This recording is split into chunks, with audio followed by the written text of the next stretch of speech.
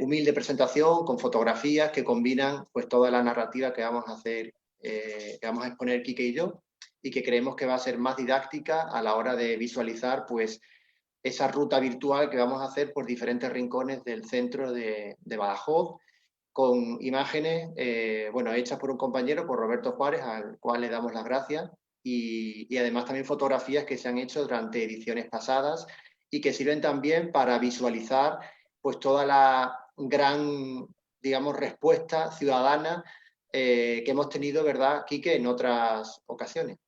Sí, efectivamente que la gente pues ha mostrado bastante interés otros años y bueno, pues, por eso también el hecho de continuar un año más. Así que comenzamos cuando quieras. Comenzamos, ¿vale?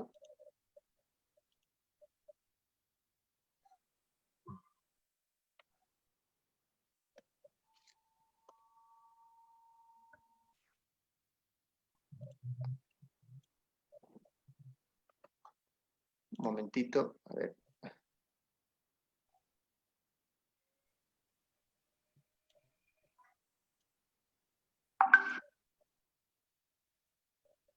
Creo que ahora sí se ve, ¿no, Quique? No,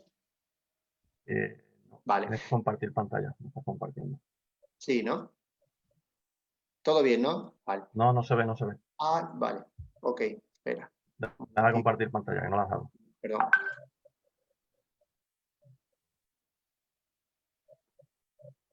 Ahora debería salir. Ahora sí, ¿vale? Ahora sí. Sí, ahora sí. Perfecto. Pues vamos a ir avanzando, ¿vale? A través de, sobre todo, utilizando fotografías, ¿no?, de otras ediciones, y fotografías también tenemos históricas, pues esta ruta por esos enclaves de la memoria.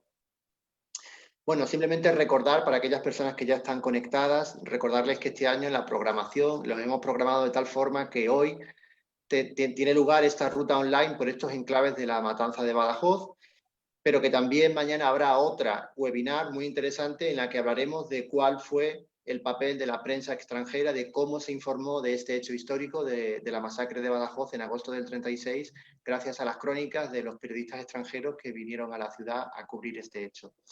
Y la única actividad presencial que hemos programado para este año será el próximo sábado 8 de agosto en la Biblioteca Pública de Badajoz, Bartolomé J. Gallardo, en la que tendremos la presentación de un libro recién sacado del horno, como quien dice, ¿no?, del activista y dirigente político Manuel Cañada, titulado Otra Extremadura, materiales para una historia alternativa de Extremadura, en el cual también aparece un capítulo dedicado a la matanza de Badajoz y a otros hechos históricos que se escapan de la, digamos, de la historia oficial que siempre nos han contado sobre nuestra comunidad autónoma.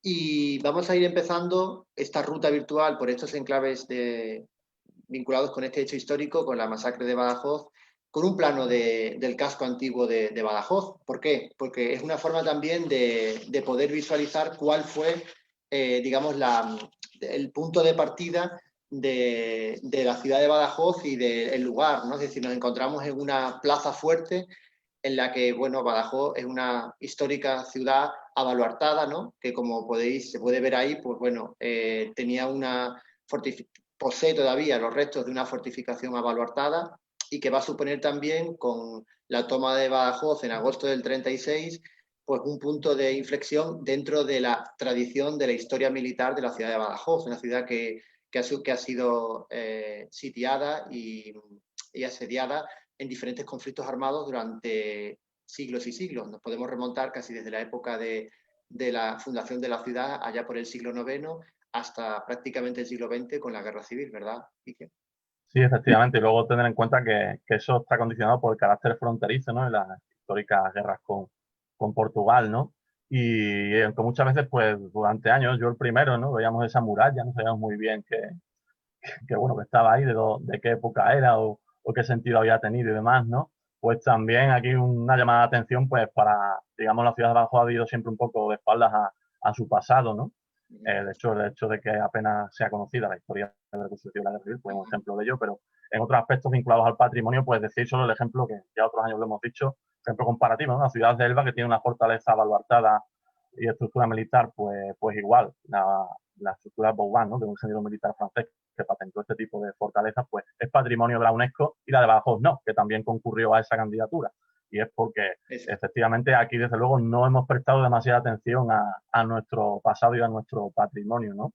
Y bueno, también me gusta establecer ese paralelismo y ese carácter de fortaleza, pues la que va a explicar también en la Guerra Civil las estrategias para la toma de la ciudad y la defensa, ¿no? Una ciudad, Badajoz, pues históricamente vinculada al mundo militar castrense, ¿no? Hay la multitud también de cuarteles, fortalezas y demás, que hoy son otros edificios y que son muy desconocidos, pero que si uno indaga un poco, pues ve el carácter militar en el crecimiento y en el funcionamiento de esta ciudad a lo largo de los siglos.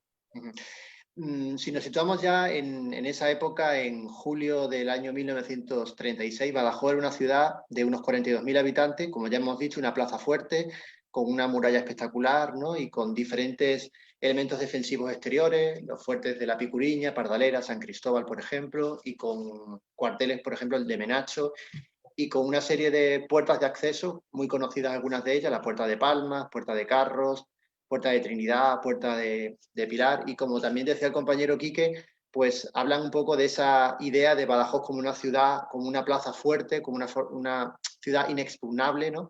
Que durante las primeras décadas del siglo XX, sobre todo durante los años 30, va a tener lugar esa ruptura de algunos fragmentos de la muralla y de apertura en esa época de expansión de la ciudad, ¿no? En lo que va a ser hoy la Avenida de Colón, la Avenida de Huelva, ¿no? Esa idea del desarrollismo de la ciudad, pues rompiendo las murallas, ¿no? A diferencia, por ejemplo, de lo que hizo Elvas, que gracias a lo cual pues también ha logrado el título de Patrimonio de la Humanidad gracias a su buen estado de conservación de sus fortificaciones abaluartadas. Y bueno, simplemente para que veamos a aquellas personas que sean de Badajoz, pues que vamos a comenzar por la Puerta de Trinidad, que está en la parte de la derecha de la imagen, en el al este de ese plano que tenemos ahí a la derecha, ¿no? Vamos a recorrer diferentes emplazamientos en la Plaza de España, donde está la Catedral y el Ayuntamiento. Vamos a ir también al conocido como Palacio de Godoy, hoy sede de la Escuela Oficial de Idiomas y de la Escuela de Artes y Oficios de Ardo Covarsí. Pasaremos también por la Plaza de Minallo, la Plaza de San Atón, donde está el Teatro López Ayala y el antiguo Hospital de San Sebastián. Iremos al emplazamiento donde se encontraba la vieja Plaza de Toros de la ciudad, hoy reconvertida en Palacio de Congresos Manuel Rojas. Y por último acabaremos en lo que fue el Fuerte de Pardaleras y donde estuvo una cárcel construida en los años ya después, durante la posguerra, y que hoy se ha reconvertido en un espacio de cultura y de arte, como es el MEIAC, el Museo Extremeño de Arte Contemporáneo, ¿vale? Ahí podemos visualizar esas 7 paradas de esta ruta virtual que vamos a ir conociendo, desgranando, sobre todo vinculando esos espacios del mapa de Badajoz con los hechos históricos acaecidos aquí, en el año 1936. Bueno, antes de nada vamos a hacer una pequeña introducción muy breve, por supuesto, histórica, para poner en contexto lo que fue la matanza de Badajoz de agosto del 36, ¿no? Tenemos que remontarnos a los tiempos de la Segunda República, que como seguramente conocerán muchas personas que nos están viendo y escuchando, fue proclamada en abril de 1931, ¿no? Y aparecen diferentes cuestiones en el propio devenir, ¿no? de este régimen político, ¿no? Cuestiones candentes, una de las cuales va a ser la reforma agraria, ¿no? La necesidad de aplacar pues toda esa imperiosa situación de desigualdad, de miseria, de pobreza en la que vivían gran parte de campesinos en diferentes partes de España, fundamentalmente en Andalucía y en Extremadura. Y hemos elegido esta imagen porque es muy icónica y representa, bueno, está vinculada con un hecho histórico también desconocido, cada vez se va conociendo más afortunadamente, como es la ocupación pacífica de tierras acaecida en Extremadura el 25 de marzo de 1936 por parte de unos 70.000 campesinos que hartos de promesas por parte del gobierno, ¿no? de hacer una verdadera y efectiva reforma agraria, ¿no? Y ante su situación de miseria, pues deciden ocupar esas fincas que estaban en poder, sobre todo de terratenientes, de latifundistas. Sí, bueno, simplemente que lo que sucede en España, ¿no? En este momento es algo que está sucediendo en toda Europa, es decir, el conflicto entre democracia y fascismo, luego fascismo y comunismo, revolución y contrarrevolución, el problema entre iglesia y Estado, ¿no? Clericalismo y anticlericalismo, ¿no? Es decir, lo que sucede en España no es algo, digamos, excepcional, ¿no? Ese enfrentamiento entre, sobre todo, unas clases poderosas que históricamente habían tenido un estatus socioeconómico importante, que no estaban dispuestas a perder sus privilegios, y unas clases populares, como en el caso de Extremadura, era la comunidad campesina que vivía en la absoluta miseria, jornaleros sin tierras, muchos de ellos, que están ansiosos cuando llega la República por que se plasme esa reforma agraria. Pero esa reforma agraria, al final, fue muy poco fructífera, ¿no? Para sus intereses, ¿no? Tuvo muchas trabas burocráticas, mucha gente que se opuso, ¿no? De las clases más conservadoras a esa reforma agraria, y ese conflicto, ¿no? Que va a acabar dividiendo la sociedad española con el tema de la reforma agraria y también con otros aspectos, pero vamos a centrarnos en este porque explica muy bien lo que sucede luego en la provincia de Badajoz durante la guerra. Pues es un conflicto que va a estar latente luego en el enfrentamiento en la provincia de Badajoz durante la guerra civil, ¿no?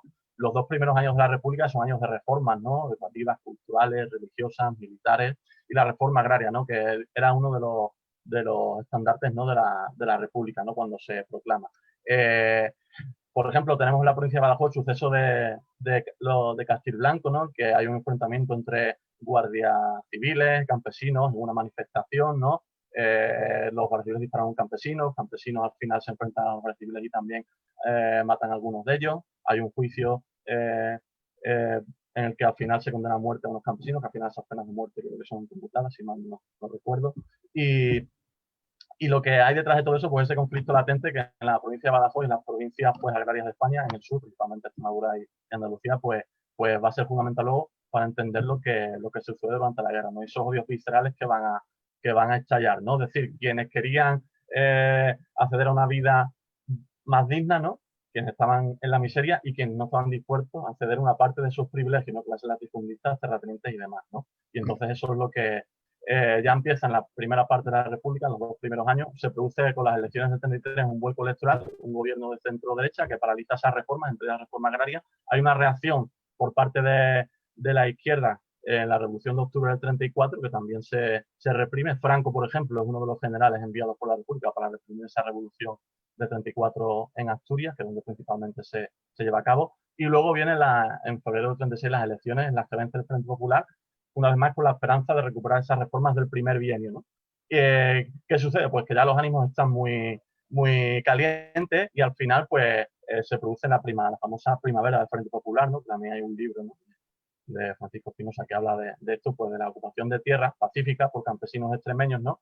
Y luego, pues a partir de ahí se produce una reacción que ya una vez que se consume el golpe de Estado, el 18 de julio, pues es la que va a explicar también el enfrentamiento entre esos 2 grupos, ¿no? Tradicionalmente enfrentados, quienes quieren una vida mejor, una vida más digna, quienes no están dispuestos a perder ese estatus socioeconómico que siempre habían tenido. Y entonces, pues eso es lo que explica que en la provincia de Badajoz, que se haya producido esta invasión de tierras, pues al final la represión de la columna del teniente coronel Yagüe sea tan grande, ¿no? Porque era la provincia en la que había triunfado la revolución campesina, de alguna forma, ¿no? O como no se había llevado a cabo, entonces había que ser ejemplarizante en la represión, había que dar una lección, ¿no? Entonces es interesante porque es una revolución que se había iniciado en la provincia de Badajoz y es muy poco conocida, ¿no? Y bueno, eso para poner el contexto y explicar o entender luego por qué la represión en la provincia de Badajoz es tan importante, ¿no? Efectivamente, ¿no? Va a ser una forma digamos, cuando el levantamiento, ¿no? De las tropas insurgentes, ¿no? Esa idea de castigar a los campesinos que habían osado levantarse contra los terratenientes, contra los que habían tenido el poder, la posesión de la tierra, ¿no? Hay una forma también como de meter en cintura, ¿no? De restaurar ese orden, ese supuesto orden natural, ¿no? Sin tener en cuenta, pues, algo que había sido algo secular, había sido algo durante siglos, ¿no? El problema de la tierra, de cómo socializar la renta de la tierra a través de una vía reformista, de una reforma agraria tan necesaria y que fue frustrada por el golpe militar del 18 de julio, ¿no? Sobre todo también hay que tener en cuenta que es un hito, ocurrido el 25 de marzo de 1936, es un hito en la historia de Extremadura, y me atrevería a decir de España, ¿no?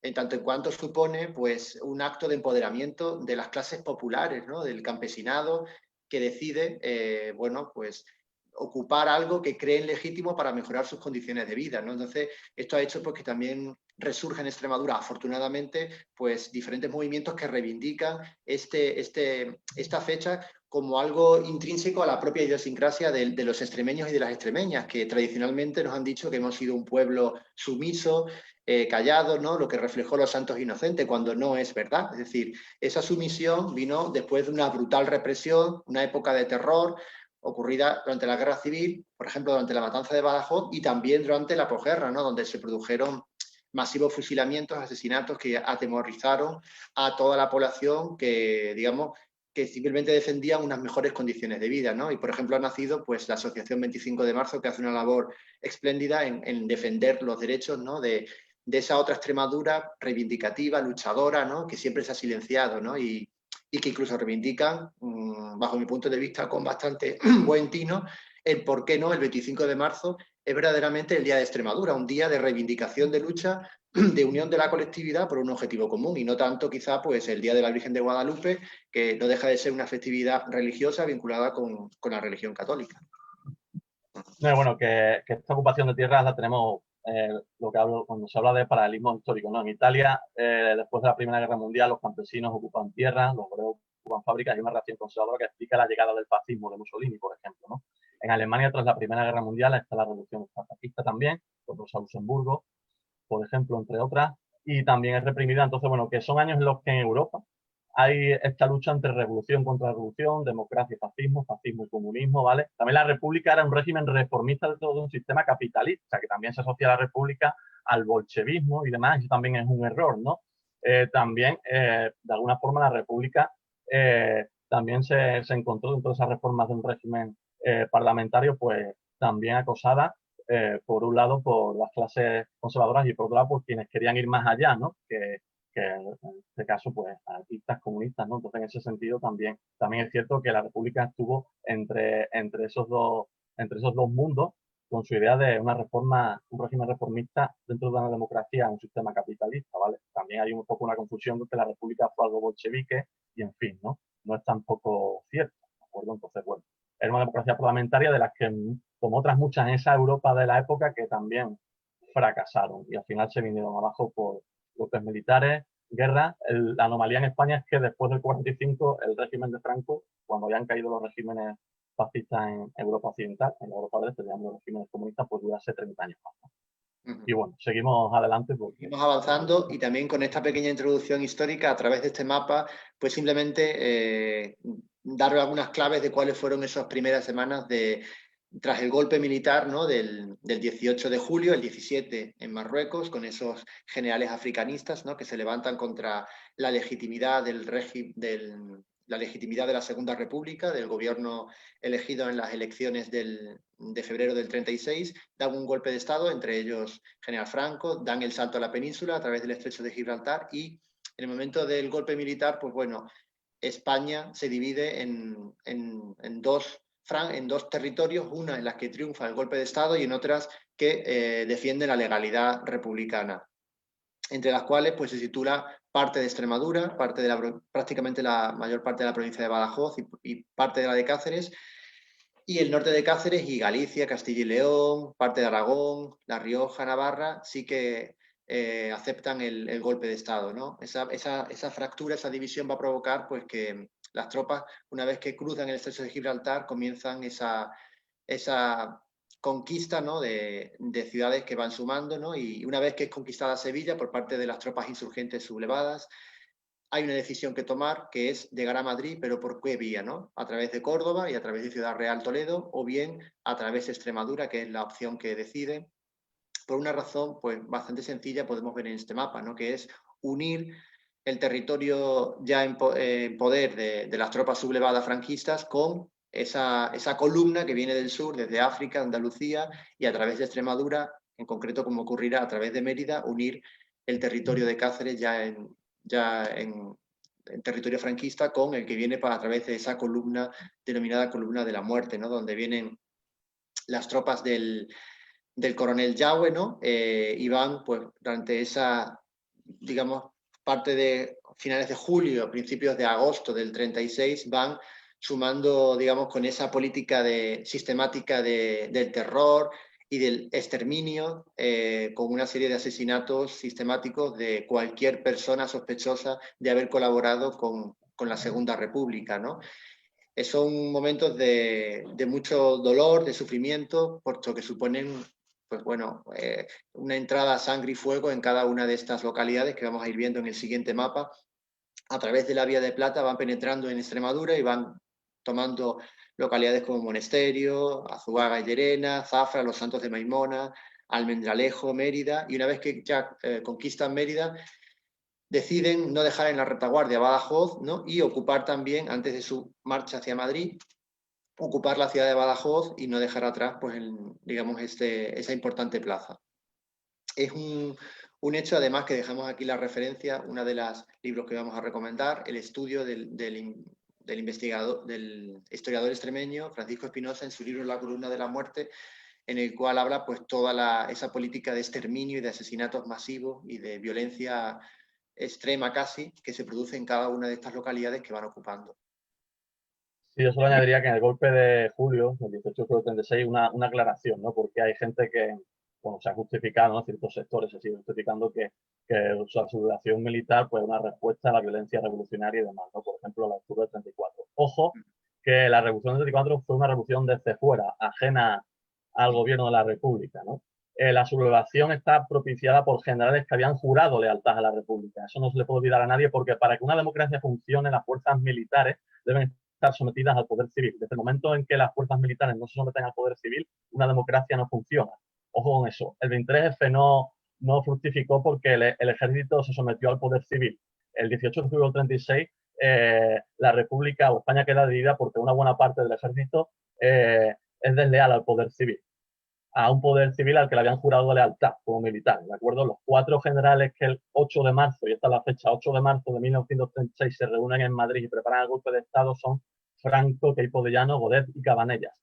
A ellos luego se sumará más gente, pero ojo, que es un golpe de Estado desde dentro, por militares que habían jurado lealtad a la República.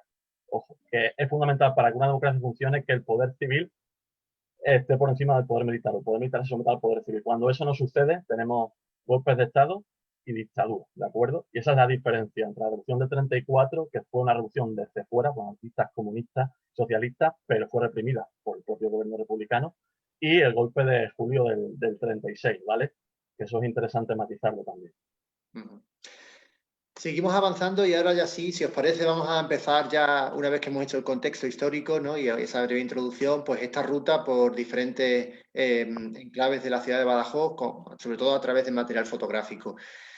Aquí, bueno, la conocida como Puerta de Trinidad, que podemos ver aquí desde, digamos, en este plano general, pues bueno, explica también que fue uno de los puntos calientes en cuanto a la llegada, a la toma de la ciudad de Badajoz por las tropas insurgentes, ¿no?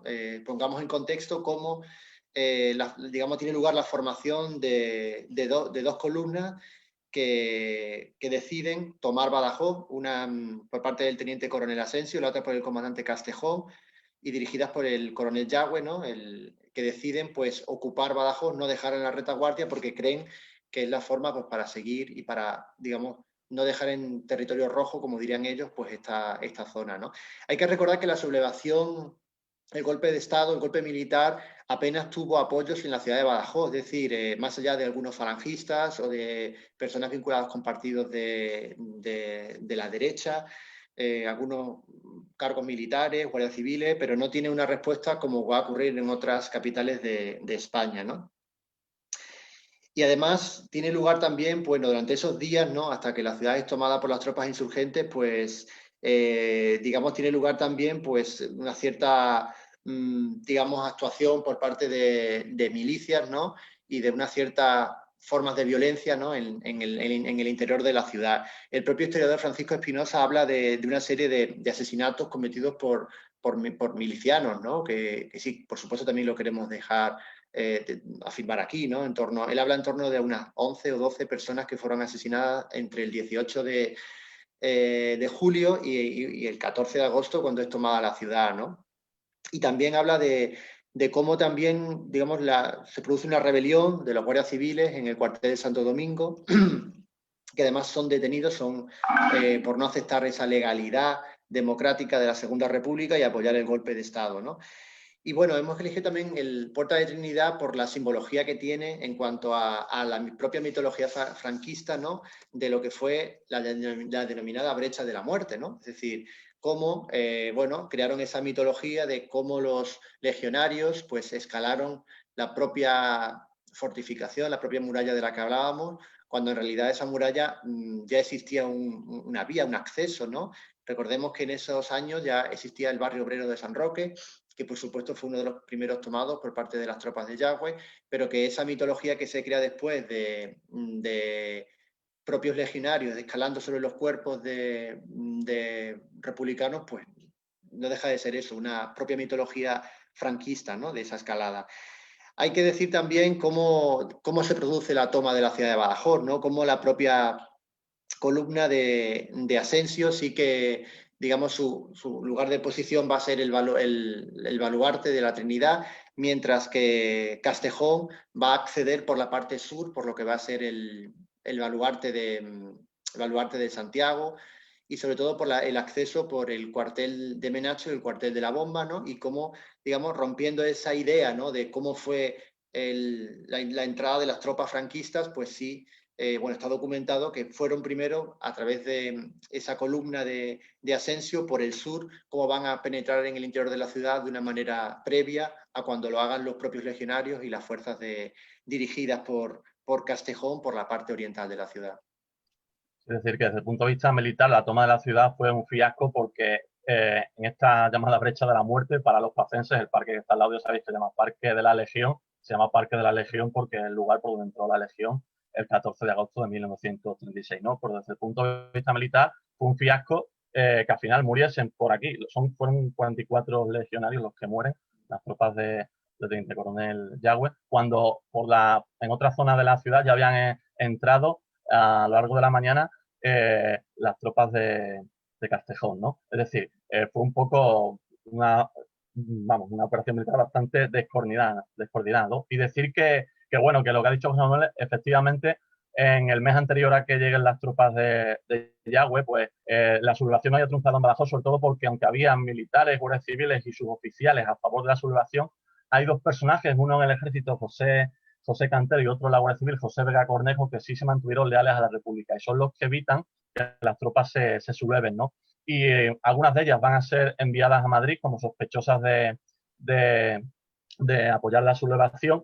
Algunas personas de derechas o militares desfavorables a la sublevación también encarcelados en la prisión provincial, de la que ahora hablaremos. Y sí que hay una serie de milicianos encabezados por dos personajes célebres en aquel momento, uno apodado el Tulio y otro apodado el Tuerto de las Moreras, que son los que dirigen el asesinato de 12 personas, según Francisco Espinosa, vinculadas a la ideología de derecha, entre ellos Feliciano Sánchez Barriga, propietario de un local, Juan Díaz Ambrona y también José Escolá, un médico que además él fue confundido con un concejal de derecha, ¿no? Y también fue asesinado. Entre ellos pues son esas 12 personas, es decir, no hay más represión por parte de la violencia revolucionaria roja en la ciudad de Badajoz durante aquellos días. Lo que sí se está preparando desde entonces, pues la defensa de la ciudad para cuando lleguen las tropas de la famosa columna de la muerte, ¿no? Llamada así pues por la especial virulencia con la que reprimieron a su paso por todos los lugares por los que fueron, ¿no?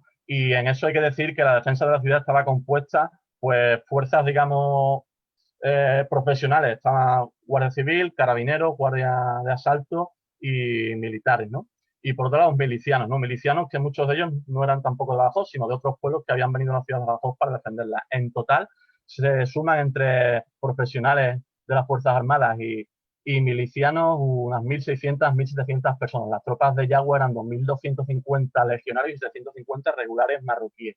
Especialmente tropas aguerridas, profesionales, que están mucho mejor preparadas que quienes iban a defender la ciudad, sobre todo que los milicianos, ¿no? Y eso también es importante porque la defensa de la ciudad es casi inexistente, sobre todo porque hay una parte también de militares que, como eran favorables a la sublevación, aunque en teoría están de parte de la República porque se les ordena que defiendan la ciudad, pues son los que facilitan que Castejón entre por el cuartel, las tropas de Castejón entren por el cuartel de Menacho la madrugada del 13 al 14 de agosto, a mediodía del 14 de agosto ya están por la ciudad, cuando por esta zona, la llamada brecha de la muerte, todavía no han entrado los legionarios, ¿no? O sea, por eso hablamos de que fue algo bastante, una actuación militar pues bastante cochambrosa, ¿no?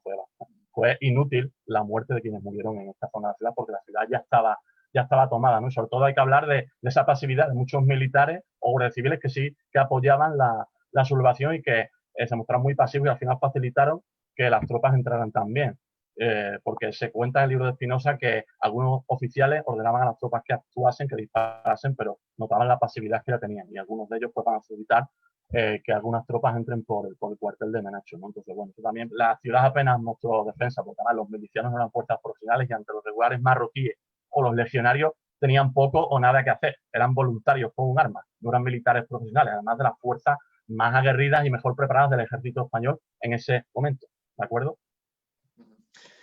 Bueno, aquí tenemos otra, ya hemos hablado de este rincón de la ciudad, ¿no? Que, bueno, muchas de las personas que nos escuchen sabrán que es, bueno, el acceso a San Roque, ¿no? El Parque de la Legión, que ya ha dicho el compañero, ¿no? Y la Puerta de la Trinidad, ¿vale? Bueno, y ahí tenemos otra instantánea, ¿no? Digamos, también la respuesta ciudadana que tuvimos en la primera edición, allá por agosto del 17, cuando hicimos esa primera edición de las rutas, ¿no? Y eso denota también el interés que existe en Badajoz, ¿no? Por recordar, digamos, hechos históricos que han sido invisibilizados, que ya hemos dicho, y de recordar, pues, digamos, lo que aconteció en Badajoz, ¿no? Con esa visión de recuperación de la memoria histórica y de las víctimas de esta masacre, ¿no? Que veamos el interés ciudadano, ¿no? Y también, pues que también tengamos en cuenta cómo pues no se ha promovido por parte de las administraciones públicas, en este caso por la propia administración local, pues la puesta en valor de este hecho histórico, ¿no? Que ocurrió, ¿no? Que recordemos que, por ejemplo, Badajoz, pues si se recuerda, ¿no? Pues los sitios que sufrió la ciudad durante la Guerra de la Independencia, ¿no? ¿Por qué no? Nos parece muy bien, pero un hecho relativamente reciente, ¿no? Y que está ahí, ¿no? Y que creemos que es muy necesario, pues, recuperar la memoria de la matanza de Badajoz, que, digamos, puso en el mapa internacional, muy a su pesar, a la ciudad de Badajoz por este hecho luctuoso, ¿no? El segundo emplazamiento de la ruta virtual, vamos a subir, una vez que hemos pasado la plaza de Cervantes, la plaza de San Andrés, hemos subido por la calle de San Blas, llegamos al antiguo campo de San Juan, o a la Plaza de España, a la sazón Plaza de la República, ¿no? Llamada entonces así, ¿no? Y en este emplazamiento pues vamos a hablar una vez ya, que nos contaba el compañero Quique, una vez que ya la ciudad es tomada por las tropas, sobre todo por el mediodía, ¿no? Una vez que la ciudad ya es tomada de manera ya efectiva en torno a las 3, 4 de la tarde del 14 de agosto de 1936, pues en el interior de la ciudad siguen los combates, ¿no? Uno de esos lugares donde se producen combates va a ser el interior de la catedral, donde bueno, hay referencias en las que se produce una lucha encarnizada entre, digamos, regulares marroquíes, entre legionarios, ¿no? Y digamos, republicanos que se refugian allí, milicianos sobre todo, ¿no? Para defender aún la ciudad, pero bueno, ya con pocas posibilidades de éxito por su parte, ¿no? Y hemos elegido este lugar también porque en ese momento, digamos, una vez que la ciudad es tomada, pues se desata el propio caos, ¿no?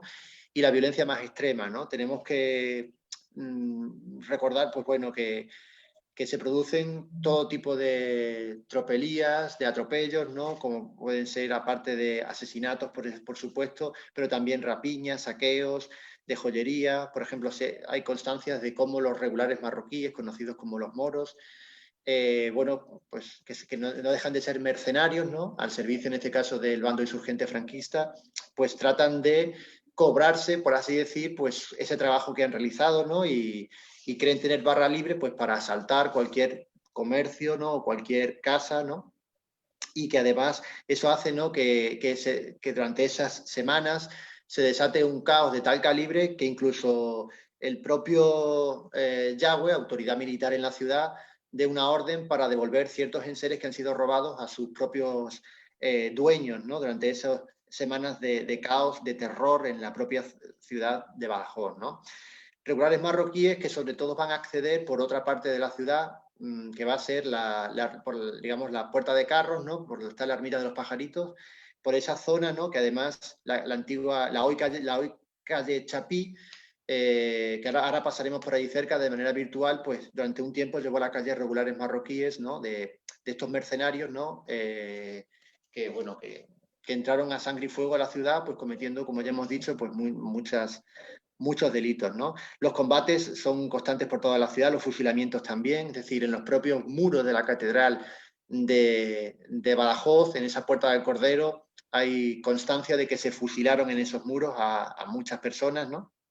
Y además también en este punto queremos destacar el papel de la autoridad civil, en este caso del alcalde de la ciudad, quien era por entonces el socialista Sinfreno Madroñero, que va a ser una de las personas que van a huir de la ciudad hacia Portugal, pero que va a ser capturado junto al diputado socialista Nicolás de Pablo y van a ser fusilados pues días después, en torno al 19-20 de agosto de ese año, ¿no?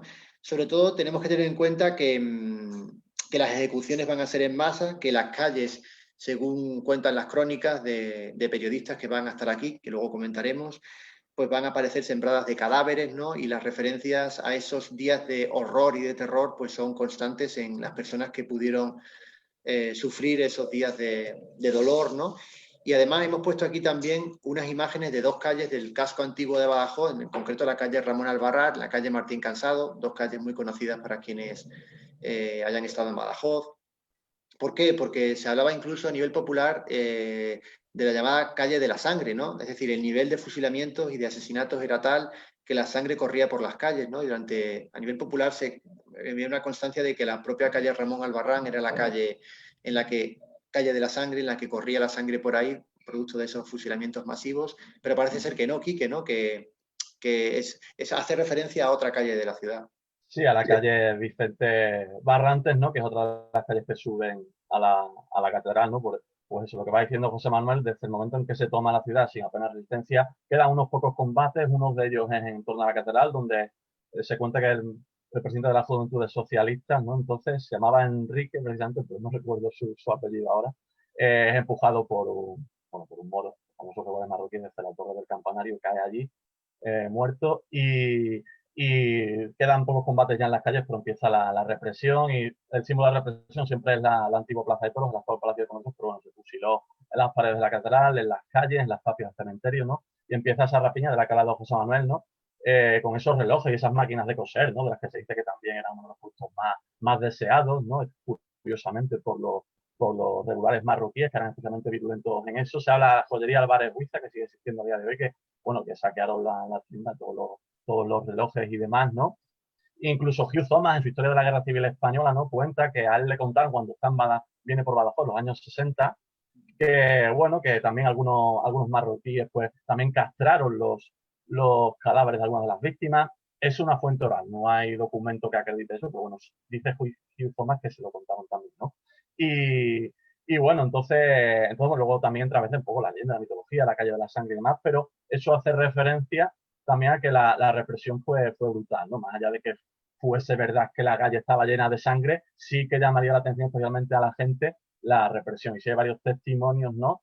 Que cuentan, ¿no? Que sí que los charcos de sangre y demás en distintos puntos de la ciudad pues se veían porque la represión estaba siendo brutal. Recordamos, ¿por qué? Porque había que dar una lección a la ciudad de Badajoz por ser la capital de la provincia en la que los campesinos se habían levantado en marzo del 36, ¿vale? Que ese es el motivo de por qué se reprime tan fieramente en la ciudad de Badajoz, ¿de acuerdo? La llamada columna de la muerte había sido violenta hasta el minuto 1, dirigida desde Sevilla por Queipo de Llano, ¿no? Con discursos incendiarios que han pasado tristemente a la historia, y allá por donde fue, pues sembró el pánico, pero en Badajoz, pues digamos que sobrecitados por esa idea de dar una lección ejemplarizante, ¿de acuerdo? Entonces también hay que tenerlo en cuenta. Y una cosilla más, se me olvidó decir que en ese comité de defensa del que ha hablado José Manuel con el alcalde Sinfónico Madroñero o el diputado Nicolás de Pablo, también estaba el coronel Ildefonso Puig de Engolas, que ha sido enviado desde Madrid para dirigir la guarnición y que también va a huir de la ciudad cuando la ciudad esté ya tomada, ¿no? Y luego si conseguirá, no será devuelto, conseguirá escapar y luego huirá vía Lisboa en un barco, de lo que luego hablaremos, hacia Tarragona. Murió luego la defensa de Madrid. El coronel Puig de Engolas. Además, bueno, también queremos dejar constancia de que durante esos días del terror, ¿no? Digamos por testimonios del periodista Mario Neves, del cual hablaremos más tarde y sobre todo mañana, pues hay constancia de que el nivel de pánico era tal, ¿no? Pues que la gente llevaba una especie de tela blanca en el brazo para intentar que no pudiera ser acusado de complicidad o de, digamos, cualquier vinculación con la República y no ser pasado por armas, ¿no? Algo que resulta infructuoso, puesto que los asesinatos, como decimos, son masivos, ¿no? E incluso como también por parte de las tropas que toman la ciudad, digamos, tratan de ver si en romper la camisa, ¿no? Del hombre que, para ver si tiene digamos, una señal del hombro en el fusil, ¿no? De haber combatido en la ciudad, en la defensa de la ciudad, para ser pasado por armas también, ¿no? Es decir, son dos ejemplos, ¿no? De esas horas, de esos días del terror, del pánico, donde, bueno, pues impera la ley marcial en todo su esplendor y se producen asesinatos, rapiñas, violaciones, en el cual pues, también, como suele ocurrir por desgracia en estos hechos, el cuerpo de la mujer también es utilizado como arma de guerra, ¿no? Y aparte de saqueos, de todo tipo de atropelías que tienen lugar en la ciudad, ¿no? Hemos visto también algunas imágenes, ¿no? de otras ediciones pasadas, ¿no? De personas que atentamente escuchaban pues todo lo que, digamos, lo que, fijaros esa imagen que es bastante espectacular, ¿no? De ver la Plaza de España prácticamente llena, ¿no? De personas interesadas en redescubrir el pasado, ¿no? Este hecho histórico de la historia de su ciudad, de Badajoz, que prácticamente ha sido invisibilizado y que, bueno, humildemente pues hemos hecho nuestra pequeña aportación de hacer esas rutas interpretativas para dar a conocer este hecho histórico, ¿no? Yo creo que viendo esa foto, ahí estamos en la cúspide, a partir de ahí hacia abajo ya no se puede llegar a Ah, la anterior, ¿no? de Vale. popularidad, sí. Nada, bromas aparte. Continuamos. Ah, sí, sí, ahí lo ves, ¿no? Sí, Vale, venga. de acuerdo. La siguiente parada nos va a llevar... Bueno, ahí, a ver, Ahí, perdón, ahora, ahí, ahí. ahora. La tercera parada nos vamos a ir a un edificio también muy conocido por los pacenses y las pacenses, ¿no? Que es el conocido Palacio de Godoy, pues hoy convertido en Escuela de Artes y Oficios, Adelardo Covarsí, en la parte izquierda de ese inmueble que vemos ahí, y en la parte de la derecha, en esa puerta de la derecha, pues seguramente muy conocido por todos los vecinos y vecinas de Badajoz, la Escuela Oficial de Idiomas, ¿no? Es un edificio también muy vinculado con un personaje histórico que nació en Badajoz, el denominado Príncipe de la Paz, que nació en la calle Santa Lucía 18, ¿no? Calle, no en vano, que durante años, durante la dictadura, llevó el nombre del carnicero de Badajoz, del teniente coronel Yagüe, ¿no? Afortunadamente ya esa calle ha vuelto a su nombre originario, ¿no?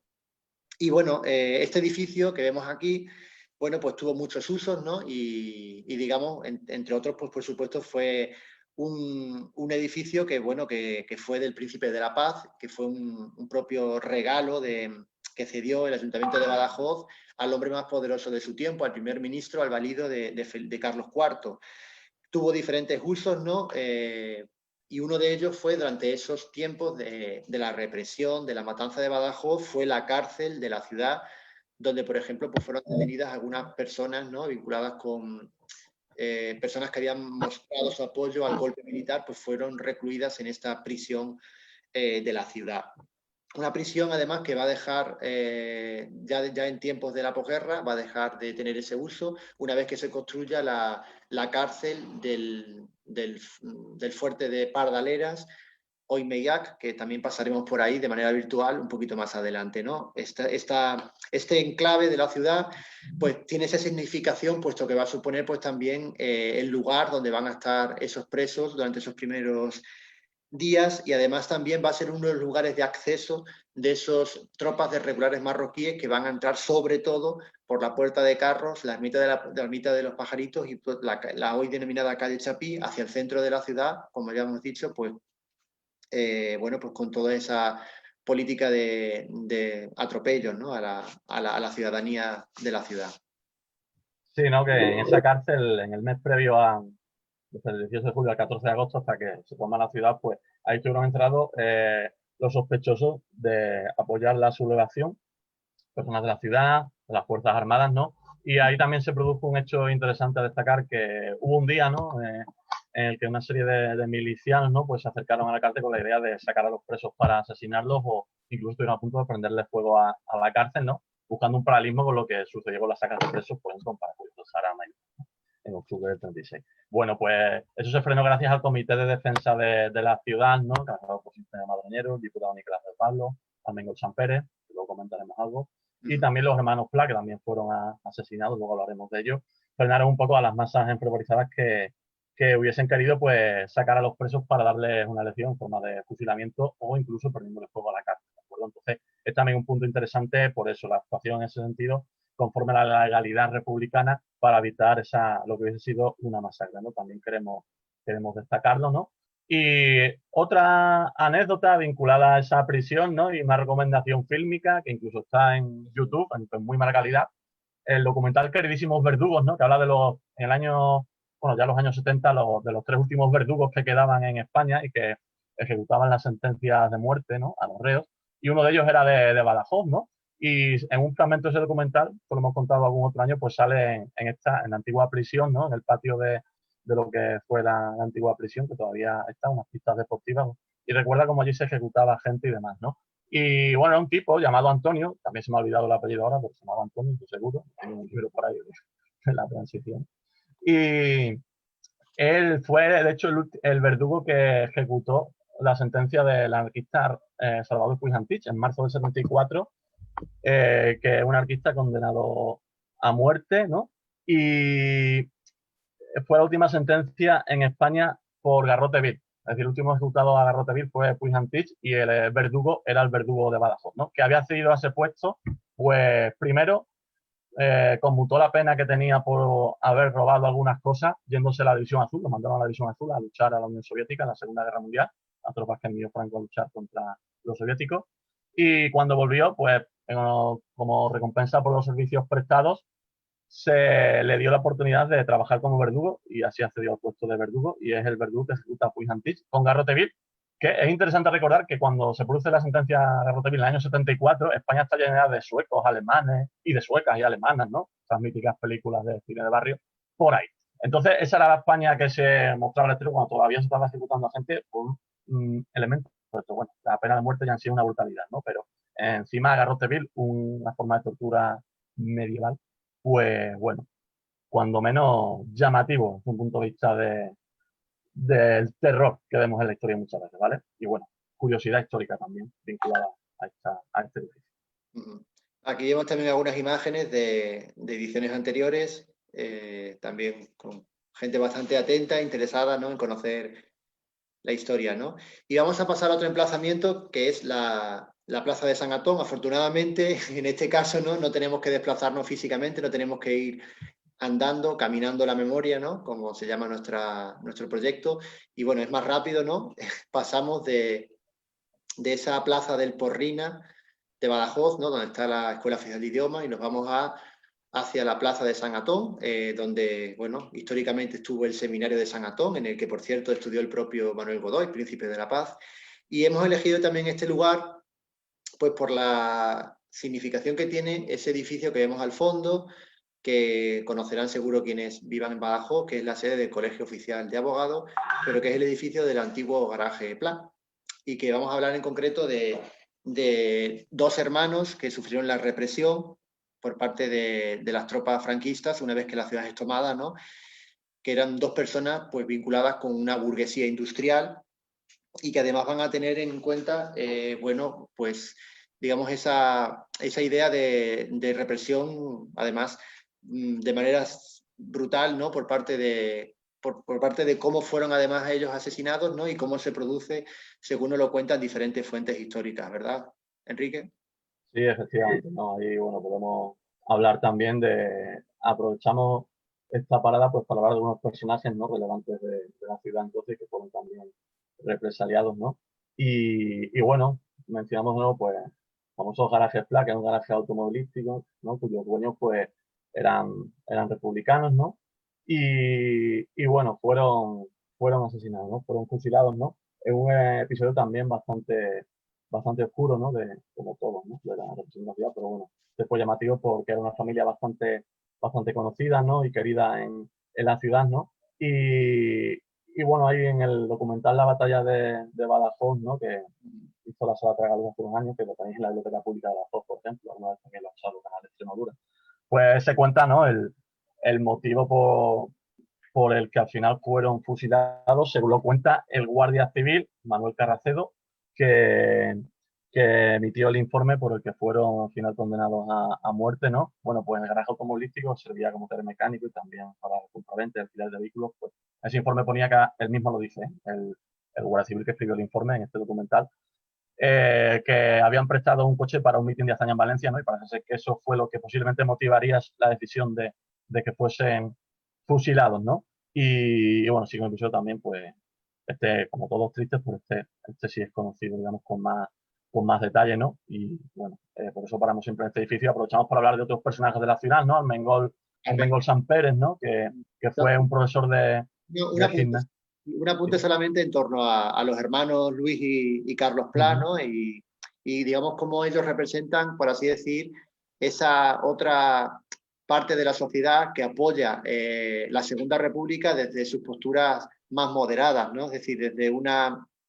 Ellos militaban, bueno, o eran simpatizantes del partido de Manuel Azaña, de Izquierda Republicana, y como bien decía Quique, pues ese supuesto delito va a ser el de prestar ese coche, ¿no? Puesto que ellos tenían este establecimiento comercial para un meeting, que no sabemos si será verdad o no, a tenor de lo que dice el Guardia Civil Manuel Carracedo, que después sería General Carracedo, que es otro de esos personajes siniestros también de ese momento histórico, ¿no? Junto al padre Lomba, ¿no? Y el posterior General Carracedo, entonces Guardia Civil solo, pero que van a ser, digamos, esa política de delación, ¿no? De temores fundados, ¿no? De que alguien te pueda acusar de algo, más allá incluso de tu vinculación política, ¿no? De esas rencillas históricas que pueden acabar con tu vida, como ocurrió, por ejemplo, en el caso de Luis y Carlos Pla, y como además se cuenta en ese documental la batalla de Badajoz, de Irene Cardona, de cómo incluso ellos fue fusilado además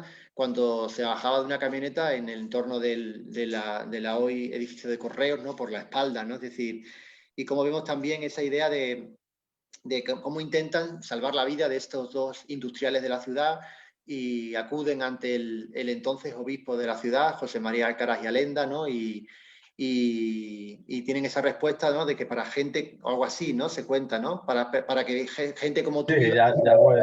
Yagüe le contestó a Alcaraz y a Lenda, ¿verdad? Se me ha olvidado contarlo. Nada, para que algunos vivan como usted, señor obispo, prefieren que morir, ¿no? Por la respuesta que se dice que le dio, ¿no? Entonces, bueno, la intercesión del obispo, pero Yagüe al final hizo oídos sordos. Obispo que luego veremos también con el saludo fascista en una imagen histórica, en una fotografía histórica que hemos traído también en esta ruta. Y el otro personaje vinculado con la historia de la ciudad del momento, como anunciaba también antes Quique, es Armengol Sant Pérez, ladrón de Guevara, que era un gimnasta, ¿no? Era digamos, un deportista de la época, que además regentaba pues, el gran gimnasio de Badajoz, que ya había estado, que fundó su padre años antes y que además fue un personaje de la ciudad pues conocido, puesto que también, por ejemplo, introdujo el baloncesto y preparaba a jóvenes de la ciudad para, en ese momento, la Olimpiada Popular de Barcelona, que se iba a celebrar entre el 22 y el 26 de julio del 36, y que además él, pues una vez que ya ha preparado a esos jóvenes, marchan a Barcelona, pero por el golpe militar obviamente se interrumpe y él regresa a Valencia y de Valencia a Madrid, en una situación, imagínense, pues de mucha peligrosidad en ese momento, regresa a la ciudad. Por supuesto, es acusado, ¿no? de haber participado, apoyado la República y huye a Portugal, pero es capturado, devuelto a la ciudad y fusilado.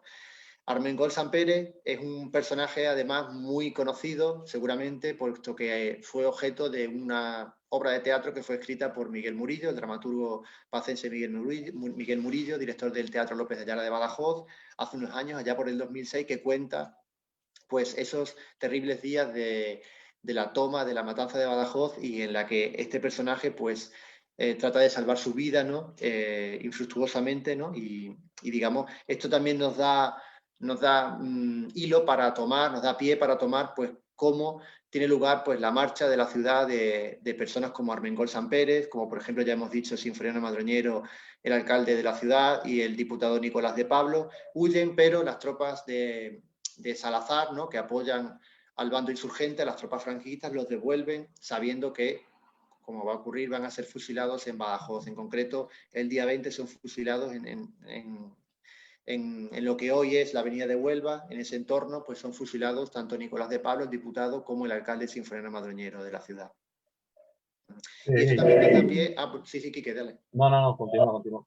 Y eso también nos, digamos, para recordar otro hecho que, bueno, no ocurre en Badajoz, pero que está vinculado con esa idea de vinculación con Portugal, ¿no? Como es la historia de los refugiados de Barrancos, una historia dolorosa, triste, pero a la vez esperanzadora y solidaria, porque refleja hasta qué punto en estos tiempos, en estos días de terror, de sangre, de muerte, de asesinatos, pues resplandece la historia de solidaridad de un militar que se juega su carrera y su vida y que decide acoger a personas que huyen de esa columna de la muerte y que son acogidos en ese campo de refugiados cercano a la localidad de Barrancos.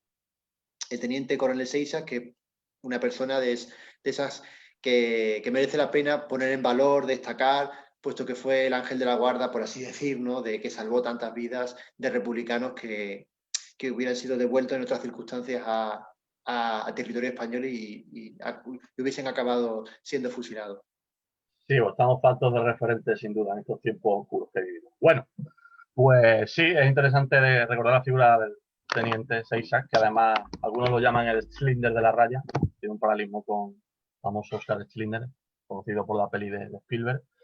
Y bueno, y esto también un poco para hablar de, ya que estamos viendo una época actualmente con millones de personas refugiadas en el mundo, ¿no?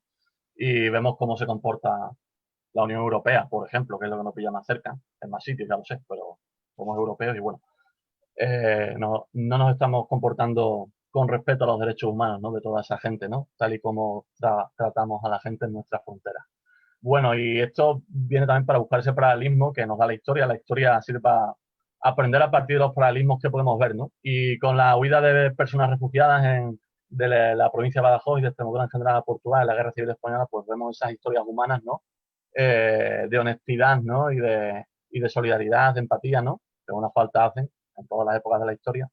Y nos dan un poquito de esperanza, ¿no? Entonces, bueno, es interesante la labor de gente como Seixas, ¿no? Y bueno, que se crearon campos muy cerquita de aquí, campos de refugiados, ¿no? Ahí en la raya, ¿no? Pues las fincas rusianas, ¿no? Ahí muy cerquita, ¿no? Con zona de Oliva de la Frontera, Valencia del Monbuey y demás, ¿no? Sobre la historia de Barrancos, pues hay un documental, hay libros, ¿no? Como la población de Barrancos acoge a los españoles que se exilian, ¿no? Republicanos, ¿no?, en este caso. Y también es verdad que hubo partidas de falangistas, ¿no?, que cruzaban la raya y que capturaban a algunos y los devolvían para fusilarlos, ¿no? Y hubo gente pues que los protegió, ¿no? Hay que recordar que Portugal era una dictadura en manos de Salazar, ¿no?, que era un régimen que se saltó la idea de la no intervención, igual que lo hicieron Alemania e Italia, ¿no?, por ejemplo, apoyando al bando franquista, por el Comité de No Intervención, dirigido, auspiciado por a la República con toda Europa con ayuda de la Unión Soviética, pero poco más. Francia y Gran Bretaña, que eran las dos democracias más consolidadas entonces, digamos que defendieron la no intervención. Portugal se había escrito a eso, pero se saltó por las simpatías ideológicas de Salazar con el régimen de Franco, ¿no? Aún así, va a haber, se va a producir la escapada vía marítima a través de un buque en Niasa desde Lisboa en octubre del 36 de 1.400 y pico de personas, entre las que iba pues, el coronel Puigdengolas, del que ya hemos hablado, que va a partir de Lisboa hasta Tarragona, ¿no?, de personas refugiadas que van a conseguir salir, a pesar de que Portugal está posicionado ideológicamente e institucionalmente a favor del bando rebelde franquista, gracias al embajador que por entonces era la República en Portugal, Claudio Sánchez Albornoz, ¿de acuerdo? Y bueno, hablando de Barrancos también, merece la pena, bueno, una historia que se publicaba en la prensa regional, en el diario Hoy, la de Francisca Agudo, la tía Sica, que con 92 años aún recuerda, el año pasado al menos se publicó así en el diario Hoy, la historia de esa mujer que con 9 años fue testigo de cómo su familia, pastores, acogió a refugiados extremeños que huían de fusilamiento en la Guerra Civil Española, ¿no? Digamos que la importancia que tiene recuperar la memoria de las personas mayores que nos van dejando, ¿no? Y de recoger esos testimonios orales pues a través de reportajes periodísticos, de investigaciones, de libros, ¿no? Para que no se pierda esa memoria de personas que nos van dejando, ¿no? Y que esos testimonios son, sin duda, una fuente primaria muy valiosa para la historia. Seguimos avanzando y nos vamos a ir ahora a la Plaza de Minallo, ¿no? Y ahí vemos otros dos edificios muy destacados de la ciudad, ¿no? El antiguo Hospital de San Sebastián y a la derecha el Teatro López de Ayala de Badajoz, que bueno, sigue con su programación cultural, ¿no? Con ese consorcio. Bueno, ahora en estos tiempos de COVID aún no. Esperemos que ojalá pronto retome su programación cultural. Pero volviendo al inmueble de la izquierda, al Hospital de San Sebastián, pues se cuenta cómo este edificio, una vez que la ciudad es tomada, pues incluso son sacados personas, pacientes, médicos para ser fusilados, y tenemos de primera mano el testimonio de un por entonces niño que se va a convertir en uno de nuestros grandes poetas, que va a ser el oliventino Manuel Pacheco, que vivía en ese hospicio que albergaba este inmueble, ¿no? Bueno, para quien no lo conozca, pues Manuel Pacheco, nacido en Olivenza en 1920, es una persona muy destacada socialmente que puso a la poesía al servicio de su compromiso con el ser humano. Es un poeta rebelde, anárquico, con una gran capacidad para la creación estética, con su idea incluso de crear nuevas palabras, ¿no? Una persona con una enorme creatividad.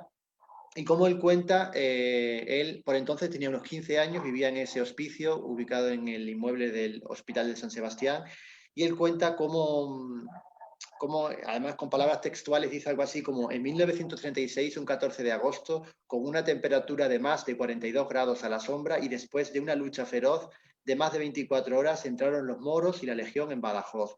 Como él narra a través de diferentes escritos cómo él ve y oye disparos también desde el propio Teatro López de Ayala, que va a ser un lugar de operaciones también de milicianos con tropas insurgentes, sobre todo con legionarios y con regulares marroquíes, ¿no? Y como él también cuenta pues el impacto que sufrió siendo un adolescente, pues esos terribles días, ¿no? De la matanza de Badajoz. E incluso él lo ha dejado también, cómo expresa esa tristeza él en algunos de sus poemas, y vamos a leer un pequeño fragmento de uno de sus libros: Para curar el cáncer no sirven las libélulas, se llama así su libro, y él expresa esa tristeza adolescente de su experiencia vital de esos días, ¿no? Dice así: pasaba el viento y no pasaba nada, pasaban fusilados por detrás de las tapias, y pasaba el silencio debajo de las tumbas de muertos que murieron encima de las camas. Para que veamos un poco, a través de la poesía, cómo Manuel Pacheco pues también expresa pues ese dolor y ese sufrimiento que están experimentando. Y ya pasamos al Teatro López de Ayala, que ya hemos anunciado un poquito que va a ser otro de los lugares donde va a tener lugar esos enfrentamientos, ¿no? Un teatro que, bueno, días previos a la toma de la ciudad, va a sufrir, digamos, la caída de varias bombas de la aviación franquista que van a destruir parte de este teatro, ¿no? Y sobre todo, ya una vez que la ciudad es tomada, va a ser uno de los lugares donde se van a refugiar milicianos, y va a tener lugar un enfrentamiento pues desde las ventanas, balcones de este teatro hacia legionarios, hacia regulares marroquíes. Y va a ser también un teatro que se va a incendiar después de la toma, pero que, digamos, hay diferentes fuentes de que hablan de por qué, de quién origina ese incendio, ¿no? Si van a ser pues los propios legionarios, falangistas, que tratan de provocar ese incendio para que mueran esos milicianos que están refugiados, o va a ser los propios milicianos, es decir, diferentes fuentes que no sabemos por qué, pero por supuesto el teatro queda prácticamente derribado, y va a ser ya en los años 40 y 50 cuando se va a reconstruir y se va a levantar de nuevo.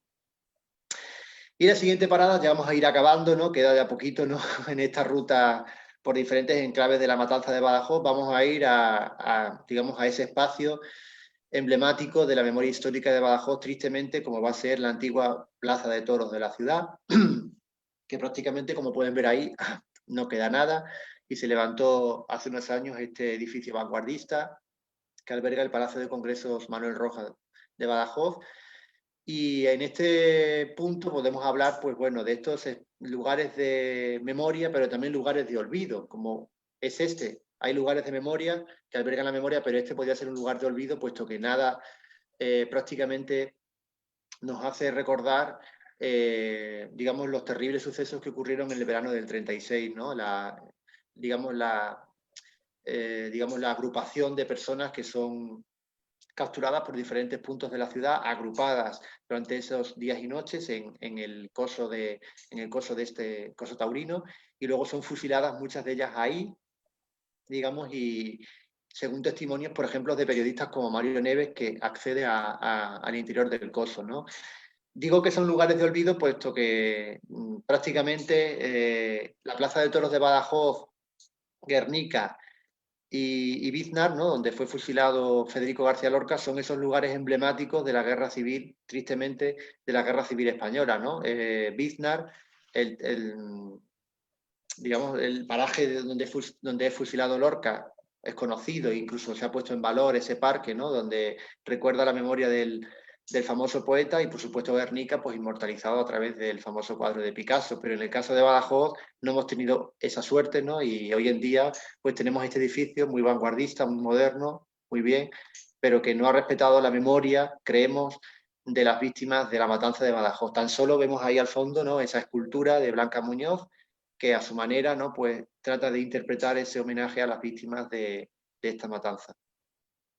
Sí, bueno, vamos, sobre esto, mañana hablaremos más del tema, la Plaza de Toros, la antigua Plaza de Toros es el símbolo de la represión, porque ya hemos dicho que se fusila aquí, en el cementerio, en las paredes de las catedrales, en muchos sitios de la ciudad, ¿no? Pero digamos que es el símbolo, y mañana hablaremos un poco más de la realidad y la leyenda en torno a lo que sucedió en la Plaza de Toros, y gracias a las crónicas periodísticas, que como también pensábamos que merecía un capítulo aparte, por eso lo dedicaremos a la sesión de mañana, ¿no? Bueno, en referencia a lo que está diciendo José Manuel, yo siempre, cuando hablo con la gente de la guerra civil, pregunto que levante la mano al que le contaron algo de la guerra civil o del franquismo cuando estudiaban en el colegio o en el instituto, ¿no? Entonces, bueno, eso, lo que pasa con este tema, ya lo dije al principio, al final, bueno, hemos estado 40 años de una historia propagandística y 40 años de silencio. Y claro, eso tiene unas consecuencias, pues que estemos como estemos con el tema de la guerra civil y como he dicho antes, con las memorias traumáticas mezcladas con la historia de los hechos más objetivos, ¿no? Entonces, bueno, de este espacio mañana hablaremos, gracias a las crónicas periodísticas, un poquito más, pero yo sí que quería aprovechar aquí para hablar del debate en torno a las cifras, ¿no? Y de si la matanza de Badajoz, pues cuántas cifras fueron, lo que se sabe, lo que no se sabe. Entonces, bueno, ¿no? Hay gente que lo ha negado, gente que ha hablado de unas cifras determinadas. Entonces, bueno, yo acudo a la fuente de Francisco Espinosa, en La columna de la muerte, que es el libro que, a juicio de historiadores consagrados en España en la historia del siglo XX, como Josep Fontana o Julián Casanova o el mismo Paul Preston, pues son referencias en ese sentido, ¿eh? No, ya digo, hay que diferenciar el que opina una televisión sobre un tema, normalmente sin mucho conocimiento, y el investigador riguroso. Por favor, eso es muy importante. O sea, es que no es lo mismo lo que yo escuche en La Sexta Noche, en Espejo Público o en el programa de Ana Rosa, a lo que yo puedo encontrar en un libro que ha conllevado años de investigación. Es que es muy diferente, no tiene nada que ver, ¿de acuerdo? O sea, el principio de autoridad intelectual hay que respetarlo, pero no por elitismo, sino porque hay que respetar el trabajo honesto de quien lleva años investigando. Eso es muy importante. No es lo mismo una opinión de cualquiera que porque se lo contaron así en su familia, que el que lo ha demostrado con datos y en base a documentación existente. Eso es muy importante. Hay que liberar los prejuicios en torno a eso. La historia es la que es, te puede gustar más o menos, pero es la que es. A partir de ahí puedes sacar interpretaciones, pero los hechos son los hechos, ¿de acuerdo? Entonces, partiendo de esa idea, acudimos a la fuente. Sobre la matanza de Badajoz, en cuanto a las cifras, la fuente más fiable es la de, y no dicho por mí, sino dicho por historiadores rigurosos que están en las universidades y que llevan años investigando, está en el libro La columna de la muerte de Francisco Espinosa, ¿no? Entonces, él hace un estudio, ¿no?, sobre las cifras que están registradas, que se fusilaron en Badajoz, y las que la propia columna de la muerte asesinó a su paso por ciudades como Sevilla y Huelva, ¿no? Entonces, doy un dato, ¿no? Esto está sacado, como digo, de su libro La columna de la muerte. En Sevilla había personas registradas con nombre y apellido en la entrada del registro del cementerio, fusiladas esos días 519, en Huelva 176, en Badajoz 688. Es decir, lo que sucede en Badajoz ya es mayor que las cifras de Sevilla o Huelva, ciudades, sobre todo Sevilla, que eran mucho más grandes que Badajoz. Badajoz tenía entonces 42.000 habitantes, Huelva 45.000 y Sevilla 250.000. ¿Qué pasa? Pero las cifras de Sevilla y Huelva se ha demostrado que tampoco eran reales. ¿Por qué? Pues porque en los cementerios de Sevilla y Huelva sí que se ha podido comprobar que por cada persona registrada en el cementerio con nombre y apellidos en la represión, había otras 5 o 6 personas en las fosas comunes a las que no se registraba. Entonces, a partir de ahí se ha hecho una proyección para calcular que en Sevilla pues se mataron, se asignaron a 3.028 personas y en Huelva a 894, ¿de acuerdo? Utilizando esta proyección para Badajoz, porque también pasó lo mismo, muchas personas fueron registradas en el cementerio, pero la mayoría no, la mayoría fueron llevadas a la fosa común y no se registraron, pues haciendo esa misma proyección, en el cementerio de Badajoz no se apuntó como en el de Sevilla, eso es el promedio, o el de Huelva, 5 o 6 cadáveres por cada persona registrada, pero haciendo la misma proyección porque fue una represión parecida y porque está hecha por la misma columna, la columna de Yagüe, pues al final se llega a una cifra a partir de esos 688 que si están registrados, pues calcula Francisco Espinosa que posiblemente la cifra real esté en torno a 3.800 personas, ¿no? ¿Por qué había personas a las que no se registraba? Pues bueno, vamos a ver también que hay personas que aunque fueron asesinadas, su familia de cierta influencia, con ciertos contactos, a esas se les facilitó el cuerpo para que fuera enterrado. Pero muchas familias no eran familias que pudiesen tener esos contactos y por miedo a una posible represión nadie demandaba o reclamaba el cadáver. Es más, muchos de los que murieron en Badajoz ni siquiera eran de Badajoz. Como dijimos antes, eran personas que habían venido de otros pueblos a defender la ciudad, ¿vale? Entonces, en base a eso, utilizando esa proyección, se calcula que cerca de las 4.000 personas entre agosto y diciembre del 36, ¿vale? Y fusiladas no solo la Plaza de Toros, porque cuando se dice murieron 4.000 en la Plaza de Toros, claro, son mentiras. No fueron 4.000, casi 4.000 en la Plaza de Toros. Serían en torno a 4.000, según las cifras de Francisco Espinosa, en la Plaza de Toros, en las tapias del cementerio, en la catedral y en distintos puntos de la ciudad, ¿no? Y a esto había que añadir entre el 1 de abril del 39 y 1945 otras 661 personas que fueron fusiladas, porque la represión, como ya sabéis, continuó durante especialmente los primeros años de la posguerra. Que no olvide nadie que el estado de guerra no se derogó en España hasta el año 1948. Ojo, o sea que por las normas de la guerra se siguió reprimiendo a gente hasta mediados de los años 40, ¿de acuerdo? Eso es importante también. La dictadura no fue la paz, fue la aplicación de la victoria durante 36 años más. Y eso es así. Y ahí están los datos, los hechos y la realidad, ¿de acuerdo? Entonces, bueno, luego hay distintas versiones. Francisco Espinosa, en su estudio posiblemente más riguroso, habla de esta cifra, casi 4.000. Otros hablan de 2.000, 3.000, pero bueno, más o menos, aunque fuesen 3.000 o 2.200 o 3.900, al final, lo que sucedió en Badajoz fue algo totalmente, una matanza indiscriminada. No importa tanto que fuesen 2.200 o 4.000, cuando decimos que lo más posible es que fuesen cercanas a las 4.000. Pero si alguien ve en la guerra civil de Paul Preston, cifras un poco más bajas, entre 2.000 y 3.000. Pero realmente, en cualquier caso, nunca se va a poder saber la cifra real, porque no hay registro de los muertos, pero a partir de esta proyección y de los relatos y las crónicas periodísticas de las que mañana hablaremos también, pues se alcanza esta cifra que indica que fue una matanza indiscriminada, ¿de acuerdo? Contando que Badajoz tenía entonces 42.000 personas. O sea, matanza hubo, más allá de que fuesen 3.800, 4.200 o 3.000, ¿de acuerdo? Porque nunca se va a poder saber la cifra real. Solo digo la proyección hecha a partir de esta metodología de estudio por lo que sucedió en otras ciudades.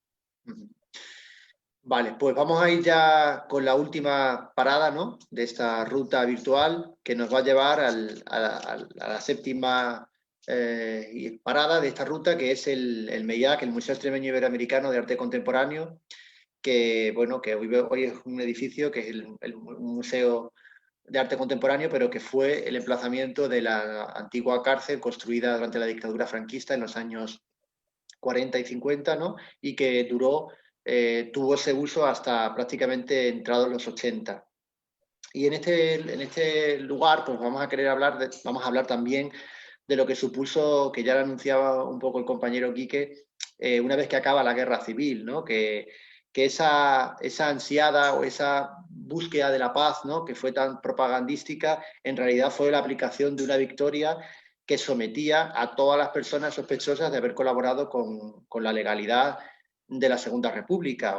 Es decir, incluso esa propia mitología, esa propia idea de la paz que trajo Franco y su régimen, pues es nada más que la aplicación como una losa que afectó a muchas personas de esa aplicación de esa victoria, ¿no? Así, por ejemplo, se van a aprobar leyes como la Ley de Responsabilidades Políticas a partir de la cual pues, muchas personas van a sufrir incautaciones de bienes, casas, comercios, es decir, diferentes, por haber colaborado, haber sido al menos sospechosa de haber colaborado con la Segunda República, o por motivos políticos, ideológicos, etcétera. Y también no olvidemos el caso de depuraciones de funcionarios públicos, como va a ocurrir a muchos maestros y maestras que van a perder su puesto de trabajo durante los grises días de la posguerra, ¿no? Días de miseria, de pobreza, pero también de terror y de violencia. Y vamos a hablar también de esta cárcel, ¿no? Puesto que, bueno, ahí tenemos una imagen de la ruta que comenzamos el año pasado desde este lugar, pues bueno, es también, digamos, un ejemplo de cómo reconvertir un espacio de dolor o de sufrimiento, como puede ser un penal, una cárcel, en un espacio de cultura, de creación, que fue un edificio inaugurado en los años 90 y reconvertido en prácticamente uno de los primeros museos de arte contemporáneo que contábamos en la comunidad autónoma. Y sobre todo también refleja también un poco pues, el papel, por ejemplo, de los presos, ¿no? De los presos políticos, pero también de los presos sociales, ¿no? Y lo digo a colación por ese motín que tuvo lugar en esta cárcel a finales de los 70, el 24 de julio del año 1978, ¿no? En plena transición, cuando, digamos, damos un salto en el tiempo y nos vamos a esa época en la que, digamos, los presos sociales, los presos en realidad forman un movimiento social en el cual pues luchan porque ven que existe una falta de legitimidad del aparato represivo, ¿no? Y los presos comunes se van a reivindicar como presos sociales, ¿no? Puesto que muchos de ellos vienen de estratos sociales desfavorecidos, ¿no? No solamente los presos políticos, por supuesto, también, pero también los presos comunes, como que el aparato represor de la dictadura han sufrido, ¿no? Y surgen movimientos como la Coordinadora de Presos en Lucha, la COPEL, ¿no? Y esos, digamos, esos días de muchas revueltas en penales del país durante la transición, en esa idea de transformación social, de cambio, en el cual también participan pues, los presos de las cárceles del país, ¿no? Y recordemos como ese hecho, ¿no? Que quizá personas que nos estén escuchando y viendo recordarán en los 70 ese motín, como veían a los presos subidos en los tejados de la cárcel, ¿no? En esa época turbulenta, en esos años de también muchas violencias, hay que decirlo, de la transición en España, ¿no? Un hecho además que aparece recogido en el libro que presentamos el próximo sábado en Badajoz, el libro de Manuel Cañada, Otra Extremadura. Y no sé, vamos a ir a bueno, ¿algo más, Quique? ¿Qué quieres apuntar? No, no, si quieres pon la foto así Simplemente vamos a dar un pequeño de álbum terminar. histórico de algunos personajes, emplazamientos, a partir de fotografías históricas que hemos colocado en este pequeño álbum. Quique, si quieres. No, bueno, fotografías históricas, algunas que veremos con la cámara de René Brun, a las que mañana haremos referencia, ¿no? Y contaremos qué supusieron esas fotos, ¿no? Dentro de la propaganda en el bando rebelde y lo que supuso para el fotógrafo René Brun, ¿no? Sí. Y nada, simplemente, bueno, aquí su recogida de armas, pasa adelante si quieres. Y fijaros también que es un sitio reconocible, ¿no? Que vemos ahí que esa es la calle Alonso de Celada hoy, el Colegio General Navarro, ¿no? Que fue construido en los años 30, que vemos también que nos podamos situar en los emplazamientos físicos actuales de la ciudad, ¿no? Esto sería como el cruce de lo que hoy es la Plaza Dragones Hernán Cortés, donde está el cruce de Rota del Pilar, Avenida Europa, ¿vale? Aquellas personas que conozcan la ciudad de Badajoz, obviamente. Sí. En Y esta una zona, cosa que quizás hemos hablado poco de que también la toma de la ciudad fue acompañada de bombardeos y demás, ¿no? Aéreos, que no hemos hecho mucha referencia, bueno, tú sí con lo del teatro y demás, pero se nos había olvidado un poco al principio mencionarlos, pero bueno, que ahí están los efectos también, ¿no? De esos bombardeos, me acuerdo.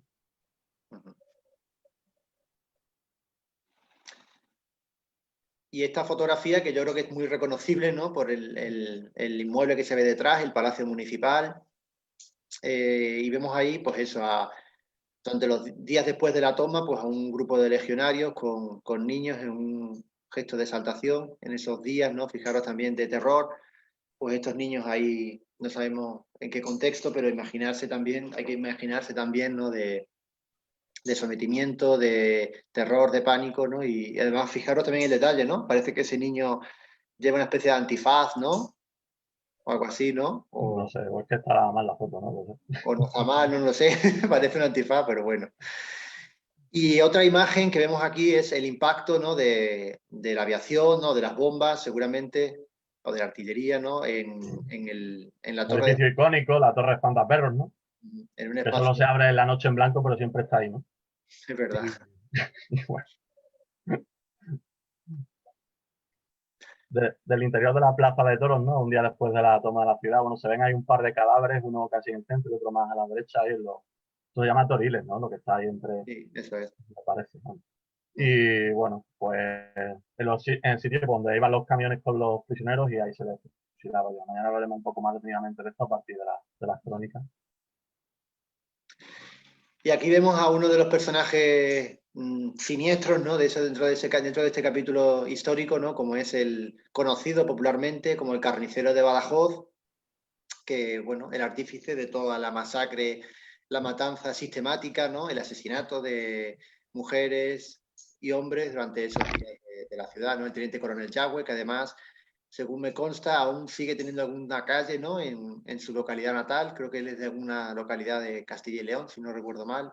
No lo sé, no lo Pero que recuerdo. bueno, que fijaros también, bueno, hasta hace unos años ha tenido una calle en Badajoz, ¿no? Hasta creo que la década de los 90, la calle de Santa Lucía tiene la calle de este personaje, ¿no?, siniestro, ¿no?, artífice de asesinatos, ¿no?, en la ciudad. Y además yo recuerdo, además de niño, haber visto esa placa, ¿no?, y cómo alguien le había echado pintura, ¿no? Algo normal, ¿no?, de un personaje que había provocado tantos asesinatos en la ciudad. Uh-huh. Y esta es la fotografía que aparece, pues, el otro personaje del momento, el alcalde de la ciudad, José María Alcaraz Alenda, que lo El conocerán obispo, el gente, obispo. perdón, el obispo de la ciudad, José María Alcaraz Alenda, que también tiene una avenida en Valdepasillas, y que va a ser con ese gesto del saludo fascista junto a otros dirigentes, personas de la ciudad, y que se identifica bien el emplazamiento porque es la esquina del Palacio Municipal con la calle San Juan. Otro personaje, no hemos hablado también de algo importante, el papel de las mujeres, ¿no?, durante la matanza de Badajoz. Y bueno, aunque esta mujer no estuvo en Badajoz durante esos días, se cree, pero sí que tuvo una vinculación con la ciudad, puesto que fue durante las 3 legislaturas de la Segunda República diputada socialista del PSOE por la provincia de Badajoz, Margarita Nelke, una mujer que no solamente ocupó un escaño en Cortes por la circunscripción de Badajoz, sino que también ella visitó su circunscripción, sobre todo tuvo mucho contacto con pueblos, con campesinos, campesinas del medio rural de la provincia de Badajoz, incluso inaugurando centros educativos, en fin, que tuvo una defendiendo, por supuesto, a las clases campesinas, abogando por una verdadera y efectiva reforma agraria tan exigida por los jornaleros y campesinos, y que fue una mujer, pues, que ha sido muy vilipendiada históricamente, ¿no? Quizá por ser una mujer libre, en el sentido de ser una mujer con una profunda formación humanística. Ella trabajó como periodista, como crítica de arte, y sobre todo como una mujer con unas fuertes convicciones feministas y con una profunda idea de cambio social, de justicia social, ¿no? Ella empezó en el Partido Socialista Obrero Español, pero luego, durante los años de la Guerra Civil, pues se afilió al Partido Comunista de España, ¿no? Y que una mujer que ha tenido una calle en la ciudad de Badajoz hasta hace unos años, en la barriada de Santa Marina, y que, bueno, de estas decisiones políticas que muchas veces no entendemos muy bien, pues su nombre fue borrado en un pleno por parte de la corporación del Ayuntamiento de Badajoz, gobernado por el Partido Popular. Entonces era alcalde de la ciudad, Miguel Celdrán. Sí, no, en este caso, decir, mañana recordaremos que respecto a tema callejero, qué hacer con los monumentos y demás, el problema es que siempre andamos con los usos políticos de la historia, que es lo que hemos visto antes, ¿no? Al final, lo que debe haber es un asesoramiento experto para ver qué se hace con las calles, con todos los monumentos, y que sirvan para recordar el pasado sin ensalzar nada que no sea ensalzable. Y ya está, ¿no? Y es una pena, ¿no? Porque en ese pleno están las crónicas por ahí periodísticas, se dijeron cosas que eran mentiras, ¿no? Y en más plenos de este tipo se dicen muchas cosas en manos al final de, de la clase política, haciendo un uso político de la historia sin hacer pues una reivindicación de la recuperación del pasado como aprendizaje con carácter didáctico, que es lo que debe hacer. Para eso pues están los expertos a los que pues nadie hace caso normalmente, ¿vale? Recordamos la frase de Machado: en España de cada 10 cabezas, 9 envisten y una piensa. Pues bueno, a día de hoy, 2021, más o menos estamos en la misma proporción de gente que enviste y gente que piensa. Y ahí vemos también al alcalde al alcalde democrático de la Segunda República en esos días en Badajoz, sin Fernando Madroñero, un retrato suyo, una fotografía, que fue fusilado, ya lo hemos contado algunos aspectos de su vida. Y bueno, simplemente un apunte para decir, ya para acabar, que bueno, durante las rutas presenciales también dedicamos un día al cementerio de San Juan, puesto que también es otro de esos lugares donde conocidos internacionalmente por lo que ocurrió en Badajoz esos días, ¿no? El cementerio viejo, ¿no? Y simplemente algunas de las imágenes de las rutas que hemos hecho en otros años, ¿no? En el que también hemos redescubierto este espacio de la ciudad histórico en el que se puede aprender mucha historia de la ciudad, no solamente durante los tristes días de la matanza de Badajoz, sino por supuesto de otros personajes de la ciudad, ¿no? Y merece la pena pues sumergirse ahí y conocer episodios de la historia de la ciudad a través de los personajes que están allí enterrados, ¿no? Por ejemplo, uno de ellos, el primer alcalde democrático de la ciudad, Eladio López de Alegría, que ahí vemos su nicho, que además es el abuelo de López Alegría, el conocido astronauta hispano-norteamericano, ¿no? Y que además este alcalde, el primer alcalde elegido democráticamente en la ciudad de Badajoz por mujeres y por hombres, ¿no? En ese sufragio universal. Este alcalde además ya tiene una avenida en la ciudad, que es la avenida de Entre Puentes, la que va desde la cabeza del puente de la universidad hasta Puerta Palma, digamos. Ese fragmento, ese vial, lleva el nombre del primer alcalde democrático de la ciudad. Y aquí vemos también el nicho de la familia Hidalgo Madroñero, donde se cree que están los restos de Sinforiano Madroñero, alcalde fusilado durante la matanza de Badajoz. Sí, hay que decir que antes de hablar de esta foto, bueno, pues que al final aquí Sinfonía Madroñero o Eladio López Alegría tienen su sepultura digna. También el año pasado cuando paseamos vimos la sepultura de algunas de esas personas que fueron ejecutadas, asesinadas en el Terror Rojo, aquellos días de julio, de esas 12 personas, como el médico José Escolar. Y bueno, la diferencia es que estas personas por lo menos tienen una sepultura digna y quedan muchas personas todavía sin sepultura digna. Hay que recordar a todas las víctimas de todos los bandos de la guerra, pero para hacer eso primero hay que recuperar las víctimas que están sin recuperar, y yo creo que eso ya no es, por supuesto, no es ni política ni nada por el estilo, simplemente una cuestión de dignidad humana. Y incluso he leído por ahí el otro día de cumplir la ley de enterramiento que existe en España y que haya fosas comunes con personas ahí y que se identificar y en cualquier lugar, incumple hasta la ley de enterramiento, o sea que hasta con la legalidad en la mano debería llevarse a cabo, ¿no? No solo ya, por supuesto, es una cuestión de dignidad, ¿no? Y es necesario recordar a todas las víctimas, pero claro, primero con recuperación y sepultura digna para todas las víctimas. Y una democracia se recuerda a todas las víctimas, ¿no? Hablo de una frase aquí de Juan Negrín, presidente del gobierno al final de cuando la República pierde la guerra. Decía que en el futuro, y esto lo dice Santos Julián en una entrevista en el diario El Mundo en 2018, el historiador Santos Julián, recuerda las palabras de Juan Negrín. En el futuro, pues, en los pueblos deberá haber estelas que recuerden a todos los muertos de los dos bandos. Eso no lo hay, pero es que ni siquiera hay recuperación de muchas víctimas que están en fosas comunes todavía, ¿no? Entonces, eso nos parece ya totalmente indefendible que se siga diciendo que eso no hay que hacerlo, ¿no? Entonces, bueno, creo que no hace sobre eso porque creo que es una cuestión de salud democrática. Sobre todo porque recordemos que durante 40 años las víctimas de un bando, del bando vencedor, sí que fueron más que reparadas, ¿no? No solamente enterradas dignamente, sino que sus viudas, sus familiares fueron reparadas por la dictadura, ¿no? Mientras que los del bando que perdió la guerra, digamos, pues no ha sido así. Incluso cuando ha llegado la democracia, la supuesta democracia que tenemos en este país, ¿no? Ha llegado y no se ha llevado a cabo una política de memoria histórica, una política que debería ser una política casi de Estado, ¿no? Puesto que hablamos de dignidad, simplemente de reconocer a todas las víctimas, a las de un bando y a las de otra, ¿no? Dada la cercanía que tenemos temporal, ¿no? Es decir, estamos hablando de hace 80 y tantos años, es decir, no hablamos de las guerras carlistas del siglo XIX, por ejemplo, ¿no? Que todas las víctimas, por supuesto, merecen una dignidad. Sí, en una democracia las memorias conviven, no importa una memoria más que otra, y eso pues tiene que entenderlo todo el mundo.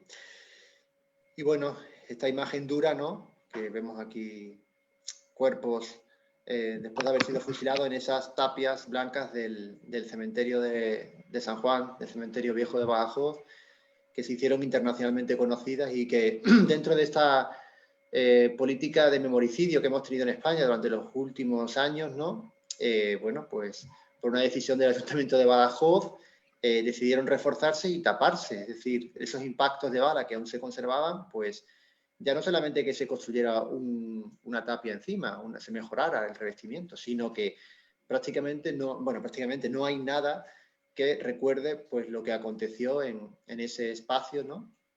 Y tenemos tanto que aprender, por ejemplo, de otros espacios de dolor, ¿no? En Europa, ¿no? En lugares donde han ocurrido acontecimientos tristes, y aquí uno pasa por ese descampado del Cerro del Viento en Badajoz y no ve nada, ¿no?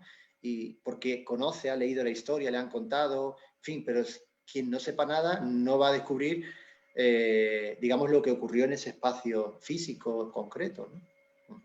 Sí, es simplemente, bueno, que en este caso, si quieres pasar la imagen Sí. adelante, o sea, se ve ahí Así, pues, la situación actual de la pared de cementerio, pues ¿verdad? bueno, que el hecho de lo mismo, desde que se podía haber hecho la reforma, pero dejar algunos de los impactos para recordarlo, por una cuestión de que, igual que hablaba antes con lo que pasó con la estructura baluardada, que al final conservar los vestigios del pasado es importante y es necesario, ¿no? Y es una cuestión de salud democrática también, ¿no? Entonces, bueno, y todo este tipo de cosas pues deben, igual que mañana hablaremos pondremos como ejemplo la Comisión de Expertos del Valle de los Caídos, bueno, pues para qué hacer con el Valle de los Caídos, hay gente que se ha pasado años debatiendo, expertos y demás. O sea, que eso requiere un proceso esto no puede ser manos de decisiones políticas porque sí, ¿no? Tiene que haber un asesoramiento, entonces las instituciones deberían contar con eso, pero volvemos a los usos políticos de la historia. En vez de a la recuperación del pasado, He pasado. para buscar paralelismos que nos permitan progresar como sociedad, que para eso está la historia, no para arrojarnos los muertos a la cabeza, ni buscar paralelismos que a día de hoy ya son, porque no somos la España que se mató en el 36, aunque a veces parezca que algunos quieren volver a eso, o utilicemos esa imagen caimita de España, como hemos dicho antes. Lo que sucedió en España en los años 30 fue muy similar a lo que sucedió en otros países europeos.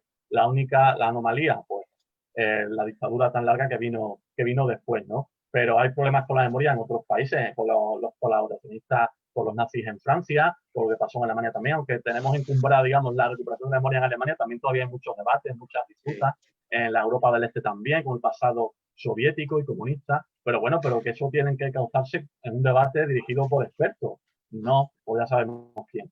Entre comillas, no de debate, porque lo que vemos en la comunicación no es un debate. Claro, sobre todo dejar trabajar a los expertos y no dejarse guiar excesivamente o solamente por cuestiones de índole ideológica, ¿no? Que muchas veces son muy viscerales a veces, ¿no? Y no dejan ver más allá del bosque, ¿no? Pues cuáles son las realidades, ¿no? De dignificar, en este caso, a las víctimas, a todas las víctimas de un conflicto armado y de una dictadura, ¿no? Como ha ocurrido en España y en otros países, ¿no? Y sobre todo también tenemos que ver que obviamente ha habido avances, ¿no? Bueno, hace unos años era impensable que el dictador saliera del mausoleo del Valle de los Caídos y hoy está fuera, ¿no? Es decir, sí que va viendo, se promulgó una ley de memoria histórica, su reforma, en Extremadura tenemos una ley autonómica, que por supuesto requiere un desarrollo, una reglamentación, una creación de un instituto, un organismo que regule la exhumación de cuerpos, de los cuerpos que aún siguen en cunetas y en otros emplazamientos en Extremadura, en fin, que son pasos que creemos que la ciudadanía tenemos el poder y tenemos la capacidad de exigir a los poderes públicos que sea una realidad la política de memoria histórica, ¿no? Es verdad que en el gobierno actual tenemos un ministerio en el que con propias competencias en materia de recuperación de la memoria histórica, una secretaria de Estado, en fin, pero que tenemos que exigir la propia ciudadanía exigiendo esa política de memoria tan necesaria, ¿no? Sí, además el tema de recuperación de las víctimas es también cuestión de los gobiernos locales, autonómicos, todo eso, o sea que traen un poquito más de voluntad, ¿no? Bueno. Y ahora sí, ya para acabar, para aquellas personas que quieran más, que le apetezca profundizar, pues bueno, hemos tenido aquí un pequeño apartado dedicado con bibliografía para profundizar en la Guerra Civil Española y en la Matanza de Badajoz en concreto, algunos libros, ¿vale? Hemos empezado por el de Hugh Thomas, La Guerra Civil Española, que es todo un clásico, ¿no? De la historiografía de la década de los 60, una vez que, digamos, una serie de hispanistas, de historiadores, desde el extranjero, pues llegan a España e investigan y, digamos, estudian el conflicto armado, la Guerra Civil Española, pero también sin toda esa intoxicación por parte de esa historiografía oficialista, ¿no? O pseudohistoria motivada por la propia dictadura, que había creado una idea pues sumamente parcial, ¿no? Pues gracias a estos hispanistas como Hutton va a nacer una nueva literatura científica sobre este hecho histórico, que además es muy profusa, que podemos encontrar muchos libros, ¿no? Como por ejemplo el de Paul Preston, que tenemos ahí también. Pasamos adelante más deprisa. Pasamos más adelante, ya en el caso, sí, Quique, dale. Bueno, tenemos también a dos historiadores, a dos reputados historiadores españoles actuales, Julián Casanova, con España partida en dos, y con Enrique Moradiellos, que además es catedrático de la Universidad de Extremadura de Historia Contemporánea, da clases en la Facultad de Filosofía y Letras. Y tenemos también otro clásico, el de Gabriel Jackson, La República Española y la Guerra Civil, y también de Moradiellos. Es un libro muy recomendable para aquellas personas pues, que no quieran un libraco, sino que quieran un libro introductorio, pero también con mucho rigor académico, historiográfico, que es el de Historia Mínima de la Guerra Civil Española de Enrique Moradiellos. Creo que fue Premio Nacional de Historia con ese libro. Efectivamente, ¿no? Que dentro de esta colección de Historia Mínima pues es un libro que se lee muy bien y que aclara muchos conceptos a aquellas personas pues, que no tengan una idea muy, muy completa, ¿no? De este episodio histórico. Y ya un poco aterrizando en Extremadura, bueno, ya hemos hablado de la historia de los refugiados de Barrancos, ¿no? Tenemos este ensayo de la antropóloga portuguesa María Dulce Antunes Simões, que está publicado por la Editora Regional de Extremadura, en el cual ella habla, investiga, ¿no? Sobre este hecho, ¿no? Tan singular de la raya, ¿no? Esa historia de solidaridad en Barrancos, y luego también el documental que hizo años después, bueno, pues Producciones Mortimer en Llerena, un documental que creo que se puede ver, si no recuerdo mal, también en YouTube, está libre, es decir, se puede ver, esta es la carátula del DVD.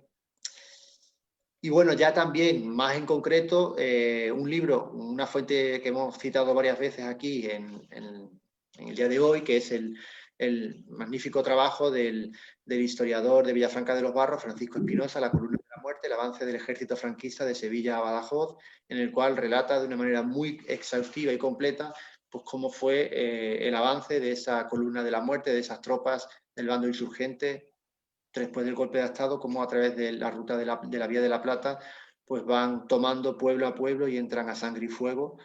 De hecho, la imagen de la portada es muy ilustrativa, ¿no? de lo que ocurre en muchos pueblos que son tomados, ¿no? Y luego también un libro del cual hablaremos mucho mañana, que es de Mario Neves, un periodista, uno de esos periodistas extranjeros que vienen a contar, a cubrir informativamente, pues, este hecho histórico, la toma de Badajoz, la matanza de Badajoz, ¿no? No vamos a entrar mucho en él porque mañana hablaremos.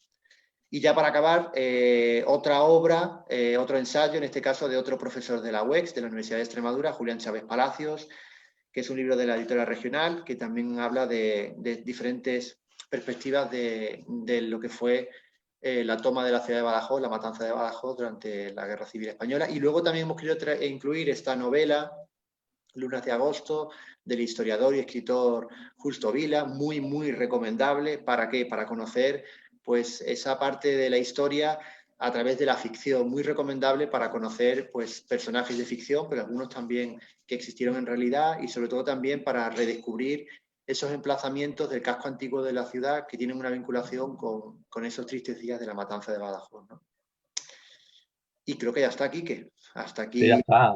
Emplazar. Bueno, no hemos cumplido ni de lejos la promesa, lo que ahora llaman timing, vamos, el tiempo que hemos empleado, es un mejor timing, pero vamos, el tiempo que hemos cerrado en esta actividad. Pero bueno, pedimos disculpas a quien se haya aburrido más de la cuenta, o si se ha aburrido más de la cuenta se habrá ido ya. Pero bueno, que lo hemos hecho con la mayor honestidad y humildad posible, y mañana nos emplazamos a la misma hora, a las 7, que podríamos empezar un poco más tarde también. Pues por si queréis escuchar algo sobre la prensa extranjera en la masacre de Badajoz. Y no sé si alguien quiere decir algo más. No sé si tenemos posibilidad de dejar, a ver, si tenemos, está la compañera Elizabeth, o si tenemos... ¿Hay alguien todavía viendo esto? Sí, ¿Hay alguien? No sabemos si... Ah, sí, está ahí ya. Sí, estamos por aquí embobados, embobadas, como siempre. Es una situación rara, pues no sabes si, hombre, te imaginas que hay gente ahí detrás, pero nunca se sabe. Entonces, bueno. No sé si tenemos alguna cuestión, algún comentario que nos hayan dejado. Bueno. Pues por aquí, cuando habéis hablado de la procedencia del general Yagüe, sí que desde la Asociación de Recuperación de la Memoria Histórica de Extremadura y también Mai, nuestra amiga Mai, han señalado que efectivamente es de Segovia, de un pueblo que se llama San Leonardo. Que a día de hoy lleva la provincia San Leonardo de Yagüe. Y bueno, también nos mandan felicitaciones por vuestra presentación, como siempre, súper didáctica, a pesar de, bueno, pues de estar online, que tiene su parte positiva, pero la parte negativa de no haber pasado calor y poder haberlo visto en vivo y en directo. Pero bueno, yo creo que con las fotos que habéis puesto, la gente que no haya estado ya lo habrá podido sentir cerca. La verdad que genial. Y nada más, agradeceros el esfuerzo de preparar estas jornadas y emplazar a toda la gente a que venga, a que nos acompañe también online mañana a las 7 de la tarde para hablar de bueno, cómo vieron desde fuera ese episodio histórico de Badajoz, ¿no? Entonces... Bueno, pues no nada, muchas gracias a la gente que ha estado ahí, que ha aguantado hasta el final, que hayan estado en cualquier momento de la Hemos estado una media de 30 personas, más o menos. Genial. Vale. Así que genial. Perdón, he dicho que San Leonardo está en Segovia, pero está en Soria. Ah, Soria, vale. Un saludo para San Leonardo de Soria. Bueno, pues nada más. Muchísimas gracias a todas las personas que nos habéis acompañado y mañana seguiremos con esta segunda parte. Y el sábado la presentación del libro en la biblioteca. Bueno, muchas gracias, Eli. Y muchas gracias a Manuel y mañana echamos otro ratito. Un abrazo a todas y a todos. Un abrazo. Hasta luego. Hasta luego.